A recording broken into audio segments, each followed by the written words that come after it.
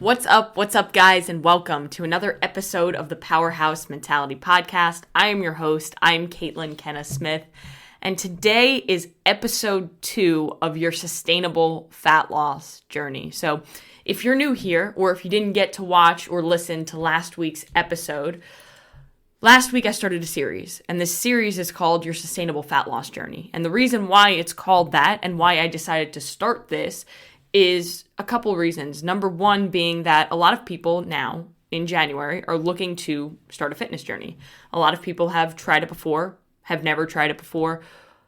But for the people who've tried it before, a lot of those people are stuck in a loop. They're stuck in a cycle where they lose weight. Great. They work really fucking hard to lose that weight. And then they find themselves in a position where they've gained it all back, or even worse, have gained it all back and then some. So then they're back to the start, and they start wondering if they can even do what they want to do when it comes to fitness and nutrition. And they wonder if they can ever actually achieve the healthy, happy version of themselves that they dream of. And I'm here to tell you that you can. You're working really fucking hard. However, a lot of people are working really fucking hard at the wrong thing. So with this series, I want to break down for you over the next 8 weeks what exactly you need to do in order to not just lose weight, because a lot of people can lose weight, and losing weight seems to be an easy thing, right? Very simple. However, the complicated part comes with sustaining that fat loss, and that's where most people struggle. And I want to help you with that. So last week we broke down calories. I gave you an equation that you can use to determine how to be in a calorie deficit, which a calorie deficit is the only way that you can lose weight. It's the number one thing that needs to happen. I told you how to calculate your protein goal, and I told you how to calculate your fiber goal. So last week we spoke all about calories, protein, fiber, and the importance of tracking your food to be able to manage what you're eating, not just to have that control, but more so than anything, to be able to have zero doubt when it comes down to your results, and to take personal responsibility for this journey and learn the habits and behaviors along the way that are going to help you sustain it. Now this week, week 2, what we're going to talk about is movement and resistance training, because fitness is another pillar, right? Whenever I talk about this journey, this fitness and nutrition, this health and wellness, whatever you want to call it, there are 3 pillars that make up your foundation. And if you only have 2 of these pillars and you're missing the third, or you only have 1 and you're missing 2 and 3, well, then you're not going to be able to really stabilize yourself, and you're not going to be able to build upon the house. So, number 1, nutrition is one of those pillars, right? We spoke about a good bulk of that last week. Number 2 is fitness and movement. And number 3 is recovery and sleep. So those are all of the things that make up the framework or the foundation of your house. And what so many people want to do when they start a health or a fitness journey is they want to start building the fancy shit that goes into the house before they actually build a strong, stable foundation. Now imagine you were actually building a house, and instead of taking the time to build a strong, sturdy foundation, you said, you know what, I just want some cool stainless steel appliances, or I want like the marble countertop. So I'm going to work on those first, and I'm not going to build the strong, stable foundation because that's kind of boring and I don't want to focus on that. Well, your house will eventually crumble and you'll be back to square one.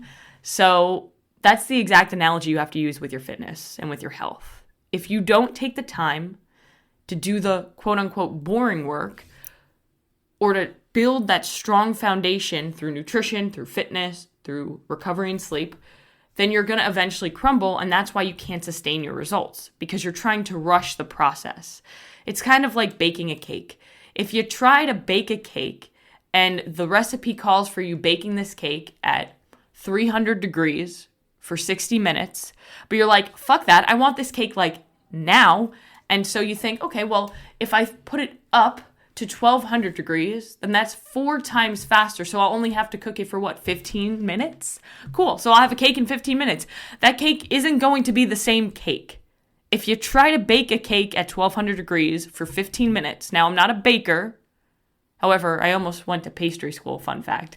Now I'm a nutrition person. That's funny how that works. Anyway, I'm not a baker. However, if you bake a cake for 15 minutes at 1200 degrees, you're probably going to have to put out a fire, and your cake is either going to completely dissipate into ashes, or it's going to be a hockey puck that you don't want to consume. As opposed to actually taking the time to wait for that cake to bake over 60 minutes at 300 degrees, you're going to have a perfect, delicious, fluffy cake, and you're really going to be able to enjoy that versus the hockey puck cake. So I know for myself, if I'm making a cake, I'll take the time to make it a perfect cake. Think about that with your fitness and your health. Take the time to make it as good as you can possibly make it, and follow the fucking recipe. Don't try to skip steps. Don't try to overcomplicate it. Just do the work and follow the process and trust in the process. You didn't get to the point where you were right now in a week, 2 weeks, 3 weeks, 4 weeks, even 4 months, 6 months. So it's not going to happen like that either. Patience is the biggest thing with this entire journey. And we're going to break the fitness pillar, we're going to break it up into 2 subcategories, and that's what we're going to discuss today. So first subcategory is going to be resistance training or strength training. So I'm going to use those 2 terms interchangeably today. Strength and resistance training, it's kind of just whatever comes out of my mouth. I just want to make sure that you guys understand I'm going to be using those terms interchangeably so you can follow along. The second thing is going to be movement. And when I refer to movement, I refer to movement outside of your workout. So I'm referring to walking. I'm referring to just doing other things throughout your day. Not necessarily like I'm going to go and do movement on the bike or on the elliptical. While those things do count as movement, that's not what I'm going to focus on today. So, number 1, I want to break down resistance training, and I want to break down strength training for you guys. So, on a foundational level, what resistance training is, it's anything that you're doing that works against resistance. So that could be even the resistance of your own body weight, right? Push-ups, air squats, different things like that. Or dumbbells, bands, barbells, medicine balls, kettlebells, anything that has any sort of weight to it. And I think at this point, a lot of people understand the concept of resistance training, and they know, okay, now it's starting to become a little bit more seen, the impacts that resistance training has, not just for fat loss, but for overall health and longevity. So a lot of people are becoming more and more interested in it. And of course, the more and more interested people become in it, the more and more bullshit you see that appears around resistance training. So the biggest thing that I want you to understand with resistance training is this. Effective strength training that produces results, that's the key, produces results, is simple and very basic. It's not the bullshit that you see on social media or that you may see in the gym where people are doing like a lunge to a bicep curl to an overhead press. Whenever I worked in gyms, I would see a lot of trainers implementing these things with their clients, and it was almost kind of like trying to be the person who has like the next big thing. And I'll be honest, like I definitely, when I first started my career, fell into that because I wanted to impress my clients so that they could talk about all of the different crazy things they did. Or like if I would have another member see me training a client and they were like, whoa, she's doing all these new movements that I've never done before or seen before. I want to get in on that. When the reality is, and what I've learned over the course of the 12 years that I've been working with clients and educating myself, is that the foundations are the foundations for a reason. Basic, simple, effective, intentional strength training done with effort and coupled with progressive overload, which we'll talk about, is how you develop results. If you do all this crazy shit that most people can't even do properly because they don't have the proper strength or stability, then you're just wasting your time. And frankly, you kind of look stupid. But that's okay. Because also, what I want to highlight here is one thing that a lot of people are going to feel when they're thinking about this. Like, I don't know how to lift weights. I'm afraid that somebody at the gym is going to judge me. Number one thing I want you to remember there, nobody fucking cares. Nobody cares. Get that weight off your shoulder. Are you looking at all of the people around you when you're trying to lift weights? Probably not. And if you are, then focus on your own workout. People are obsessed with themselves, so they're going to be looking at themselves or focused on their own workout. And if there's a douchebag in there that's creating judgment against somebody who's trying to better themselves, then they are just that, a douchebag, and you should not even recognize that. So that's one thing that I want to preference here. Don't be afraid to try something new, and don't be afraid of looking silly. You don't. Everybody who is strength training in a gym has also been at the place where you're at where they have no idea what they're doing.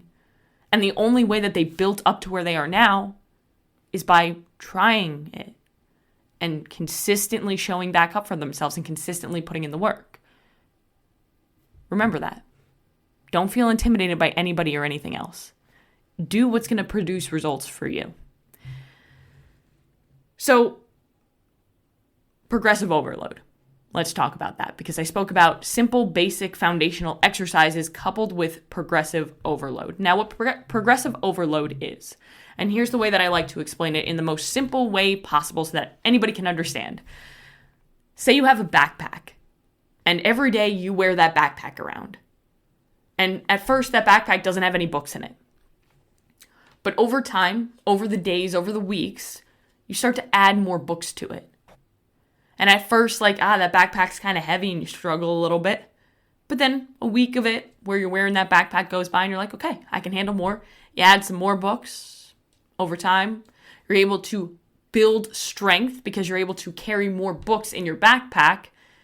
And then you build muscle and strength because you're adding more load. And now that backpack that you first had when it had no load in it is easy and your body begins to change. That's exactly what I want you to look at progressive overload is. Now, progressive overload isn't just about adding more weight to an exercise or more weight to a bar or using heavier dumbbells. It also can be adding more sets, adding more reps, reducing rest times, increasing intensity, changing tempo. It can be very different things. But the three things that I really like to focus on the most, or the four things that I like to focus on the most there with people, especially when they're first getting started, is adding more weight, adding more sets, adding more reps, or changing rep schemes. So that could be usually I do 15 reps at this weight. Well, this week I'm going to do 8 reps at a heavier weight, right? Changing, progressively overloading. And then the final thing is rest time. So if usually you're resting for 1 minute between sets, it probably would be a really beneficial thing to rest 2 minutes between sets and to change it up. And we'll get into that too. But the first point with strength training that I want to make, just to kind of summarize it all, is that effective strength training is very simple, basic exercises done coupled with proper progressive overload. And I want to give you guys a couple of examples. But I'm going to give those in the second point because the second point kind of builds off of that. I want you to pick something that's realistic for you. Whenever I was training clients in the gym, I would sit a client down, if they signed up for personal training, and we'd map out their game plan. And when we would map out their game plan, I'd be like, okay, cool. How many times a week do you want to commit to coming to the gym and getting in a session? And the majority of people, because they're in a super motivated state when they first sign up for personal training, they're like, I'll be here 6-7 days a week, every day. I want to come into the gym every single day. And at first, as a trainer, when I first started, I was like, hell yeah, let's go. But now I'm like, okay, let's pause. Is that something that you think that you're going to be able to sustain for longer than 6 months? Most of the time, they're like, I don't know. The reality is that in this day and age, a lot of people can't commit to going to the gym 6 days a week because we have other responsibilities and fitness isn't your life.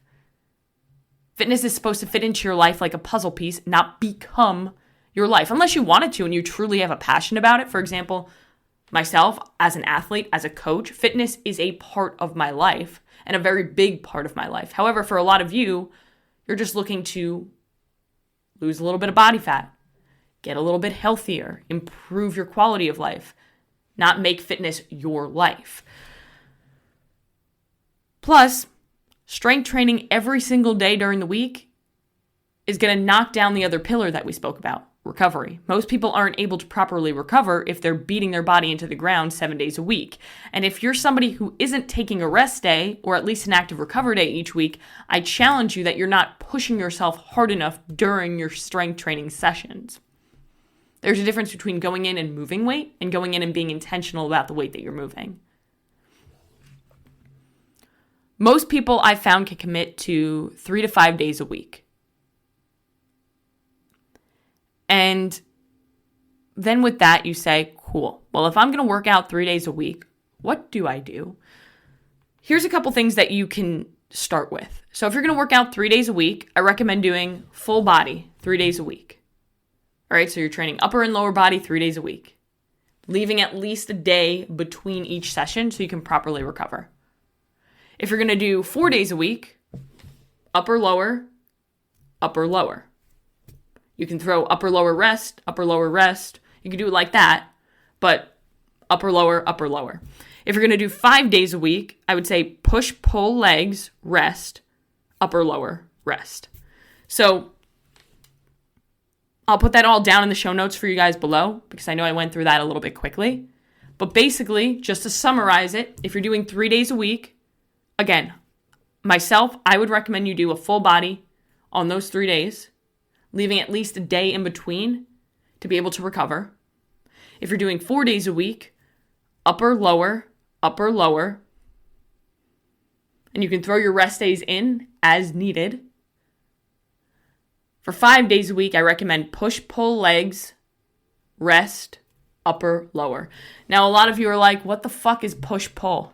Push, think of any exercise where you're pushing. So if you're doing a push-up, if you're doing a bench press, if you're doing a tricep exercise, you're pushing shoulders, pressing overhead, right? Pushing the weight away from you. Pulling, you're pulling the weight towards you. In a bicep curl, you're pulling that weight up. In a row, you're pulling that weight back. In a lat pull down, you're pulling that weight down. And then legs, pretty self-explanatory right there. You're using your legs. Now, on top of that, you're like, okay, I know what I'm going to do. I know how many days a week I'm going to do it, or how many days a week I can realistically commit to. And again, if you're not sure what a realistic schedule looks like for you right now, if you're doing nothing right now, start with 2 days a week. Start with 3 days a week. Aim for the 2 to 3 day. If you're somebody who you're kind of already working out, then aim for 4 to 5. If you're somebody who's just one of those people who thrives into throwing themselves into the deep end, then fucking go all in and do 5 days a week. Everybody's going to be different in this aspect, but the most important thing to take away here is to be realistic with what you have going on in your life and what you can sustain. Sustainability is key. Now commit to one of those things and fucking stick with it. That's the most important thing, and that's where most people fail, is they'll say, great, I'm going to do this 5-day-a-week workout program. I know exactly what I'm going to do when I go into the gym. But after 3 weeks, you're like, I'm not seeing results. It doesn't take 3 weeks to see results. If I were to fill up this cup all the way to the top with water, that would be your life, right? Now, if I were to empty out the cup, right, we're starting fresh. There's nothing in the cup. And every single day that you're perfect with your nutrition and that you're perfect with your workouts, you add like a little bit of dropper. After 3 weeks, you wouldn't even be able to fucking see the liquid. I got that one from Jordan Syat. He has an incredible reel where he breaks it down.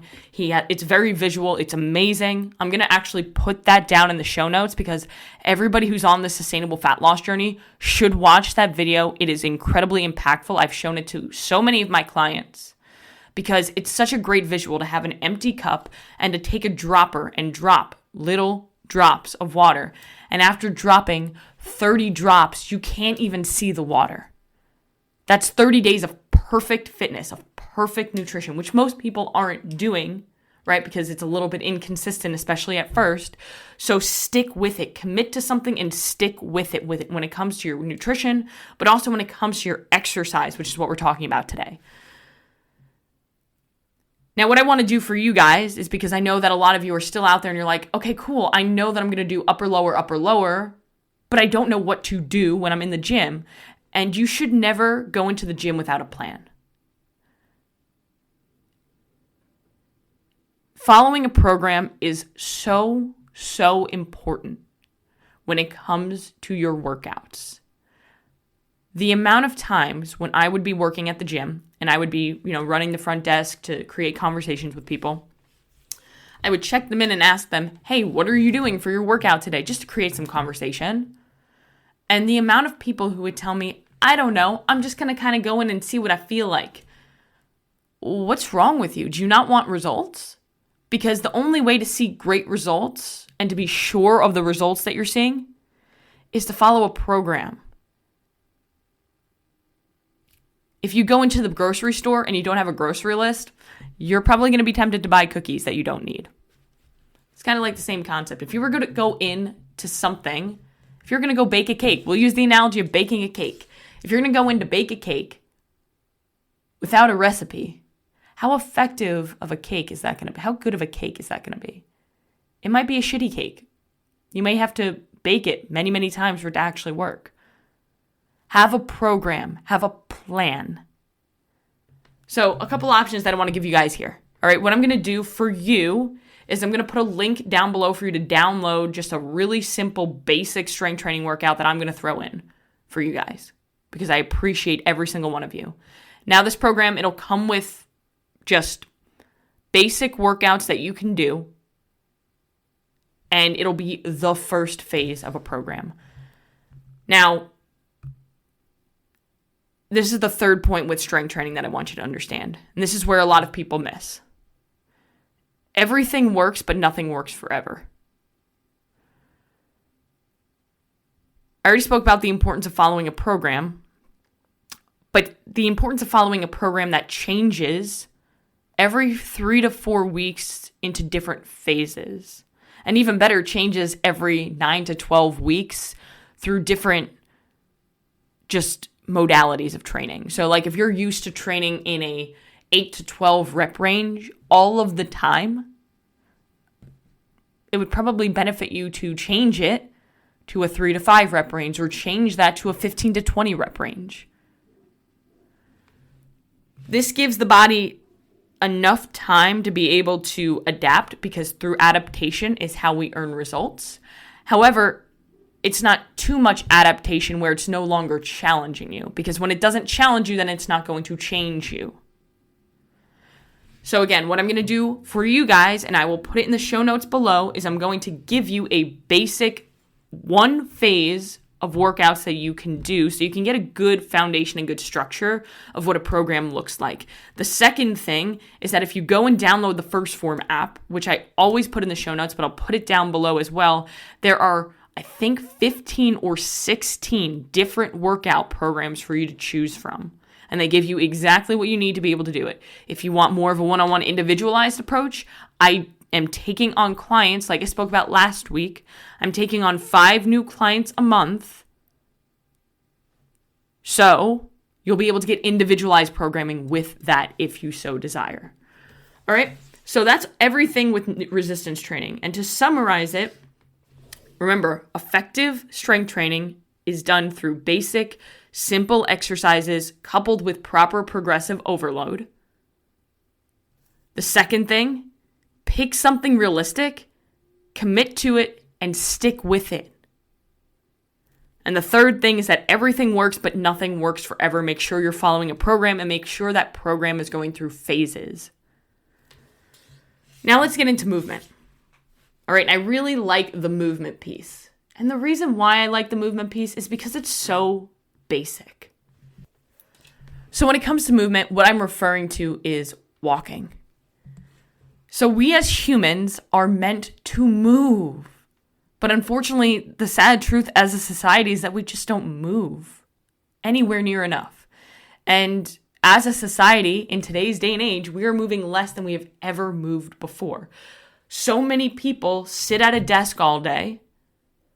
And a lot of people, what they do is they get up in the morning, they sit in their car to drive to work, they sit at a desk for 8 hours, they sit in a car to drive home from work, and then they go and they sit on the couch and relax. So many people barely move throughout the day, and it shows. People are less functional, they're less capable, and people age more quickly when you're not moving. Moving truly is medicine. And when you're not moving, your joints become stiff, you become less functional, you're not able to play with your kids, you're not able to do all of the things that you probably just want to do in your everyday life. It makes your life vastly more difficult when you move less. Because our bodies are adaptation machines. So if we move less, then our bodies are going to be capable of less. And I know that a lot of us has probably had somebody in our life, an elderly family member or an elderly friend or somebody who's elderly, right? Who's in a later stage of life. And they fall and they break a hip, or they fall and they have a bad injury and they're not able to walk. There's actually a saying that a lot of doctors say, break a hip, get pneumonia. Because what they see a lot is that an elderly person will fall, they'll break a hip, then they really start to decline because of the lack of movement. So that's just an exaggerated example of what lack of movement can do for you. Plus, I always like to use the comparison of our animals. So, if you have a dog and you go to work and your dog's been sitting in the house all day, how anxious and depressed do they become from being in the house all day? They're not getting movement in. They're not getting exercise in. They get anxious. They get depressed. The same thing happens to humans. So don't put yourself on the back burner. Make sure you're getting movement in. And the reason why movement is so important too is because the amount of calories that we burn during a day, that is your TDEE, your total daily energy expenditure.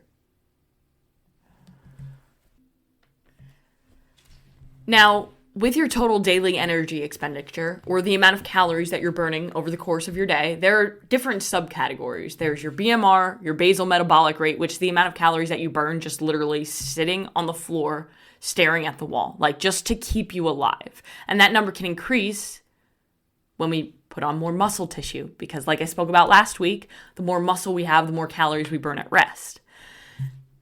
Now, another number that a lot of you have probably heard of that you're familiar with, or at least have heard the term before, is NEAT, which is non-exercise activity thermogenesis, or the amount of calories that we burn throughout the day moving and doing little things like walking or fidgeting or throughout your job, just things that are outside of dedicated exercise time. And NEAT actually makes up a good chunk of your total daily energy expenditure, or the amount of calories that you burn over the course of a day. It makes up a big chunk of it. It's usually estimated between 15 to 30%, depending on the individual, but that's a huge chunk. That's more than your exercise activity. So NEAT is far more important than the amount of calories that you burn during a workout, because it's going to be more. Now, you've probably heard that you should, walk 10,000 steps a day, because that number is just thrown around nonchalantly. And I get that question a lot, like, should I walk 10,000 steps a day? Should I do more? Should I do less? What should I do? And a lot of it does come down to the individual. Like, if you're only walking 1,000 steps a day or 2,000 steps a day, I would say, hey, let's make it a goal to get to 7,500 to 10,000 steps a day, but let's just increase it by 2,000 for now, right? So if you're doing 3,000, let's aim for 5,000 for a couple weeks. And then once you hit that consistently, let's get closer to that 7,500 range. Now, research shows that between 7,500 and 10,000 steps per day actually decreases your risk of all-cause mortality by 60 to 70%. So it would definitely benefit you to aim for 7,500 to 10,000 steps every single day. And that's also going to increase your NEAT, which is going to make fat loss and make sustainable fat loss much easier. You should never rely on movement as your sole way to lose fat. A lot of it's going to come through nutrition and gaining muscle, which is going to help you, again, burn more calories at rest, so you're not always working for your metabolism. However, there's so many different benefits that come with just movement in general that we shouldn't overlook. And one easy, simple way that I like to give my clients to be able to increase their amount of steps that they do throughout the day or increase their NEAT is simply by making it a goal and making it a non-negotiable to go on a 5 to 10 minute walk after every single main meal. So if you're doing breakfast, lunch, and dinner, and you're walking 5 to 10 minutes after each one of those meals, not only is that going to accumulate over the course of the day so that you have more overall steps and movement, but it's also been shown to help stabilize blood sugar. That comes with muscle contraction in general. And so while you're walking, you're contracting different muscles. But it also helps with digestion. So you're killing like 3 birds with that one stone. You're getting better blood sugar control, which is going to help with your energy, but it's also going to help with your fat loss. And you are improving your digestion and getting in more steps throughout the day. So that's a really easy way for you guys to implement this into your life. So when it comes to movement, the biggest thing you need to remember is we need to move more as a society because it makes us more functional and it makes us more capable. The less we move, the less capable we are. You feel way better when you move. NEAT makes up a huge percentage of the calories that you're burning throughout the day. So making sure that you're getting between 7,500 to 10,000 steps has been shown through research to decrease your risk of all-cause mortality by 60 to 70%. So not only is it going to benefit your fat loss, but it's also going to benefit your longevity, which is the most important thing here. We want you to live a higher quality of life, and we want you to live that higher quality of life longer. And then an easy way for you guys to implement that, 5 to 10 minutes after breakfast, lunch, and dinner, going for a walk to help with digestion, help with blood sugar, and help accumulate more steps throughout the day. So to break down what we went over on today's episode and give you your takeaways, because remember, on this podcast, we're not about just spewing out information because anybody can do that, and I can do that all the damn day long. But what I want to do is give you action steps that you can take into this next week, and then we come back next Monday and we break down another topic.